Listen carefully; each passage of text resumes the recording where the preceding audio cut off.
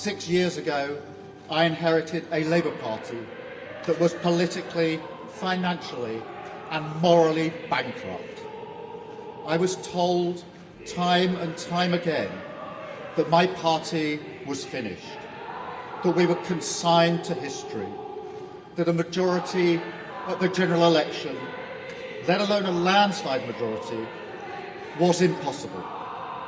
But we proved those people wrong, because we changed our party, ripping out the poison of anti-Semitism, restoring trust on the economy, defence and national security, and becoming a party that once again stood proudly with, not against, our national flag. The hard work of change was with a singular purpose, not power for power's sake, but to change Britain for the better, to build a fairer country with dignity and respect, where everyone is seen, everyone is valued, wealth and opportunity for all, not just the privileged few. And look at what we've achieved in just 2 years. An economy that is stronger, growing faster than our peers, wages rising faster than inflation in every single month since we came to power, investment secured, infrastructure being built, an end to austerity with the fastest fall in NHS waiting lists for 17 years, the biggest improvement in rights for workers and renters in a generation, the biggest uplift in defence spending since the Cold War, small boat crossings falling, asylum hotels closing, protecting young people from social media, and 500,000 children being lifted out of poverty because of the choices that I made.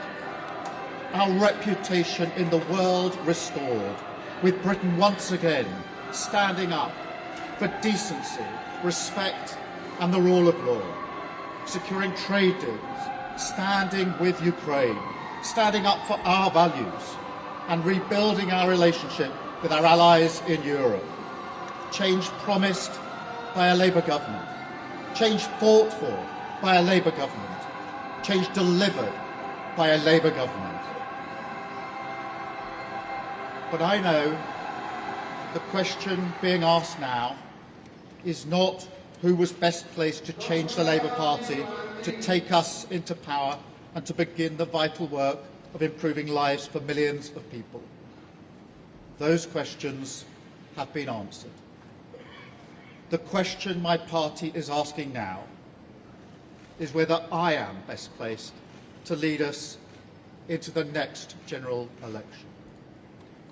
I have heard the answer of my parliamentary party to that question, and I accept that answer with good grace. Every decision I've taken has been about putting the country I love first. That is why I will resign as leader of the Labour Party. I have spoken to His Majesty the King this morning to inform him of my decision.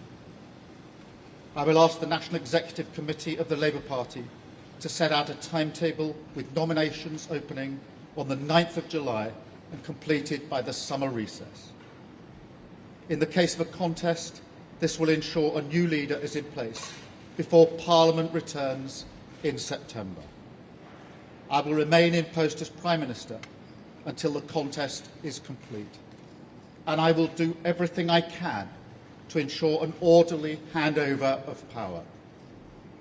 I will also give my successor my full and unequivocal support, knowing that they will inherit a Britain that is far stronger and fairer than the one I inherited 2 years ago, better prepared for the challenges ahead and better able to ensure the Labour Party secures a second term in office.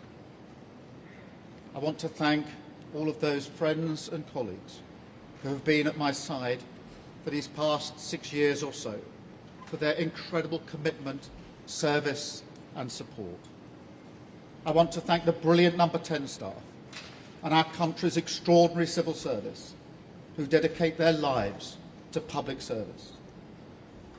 And when I leave the biggest job in the country, I shall spend more time on the most important job, being the best husband I can to my fantastic wife Vic, who has been a rock by my side through good times and bad, and being the best dad I can to my beautiful children, who are my pride and my joy.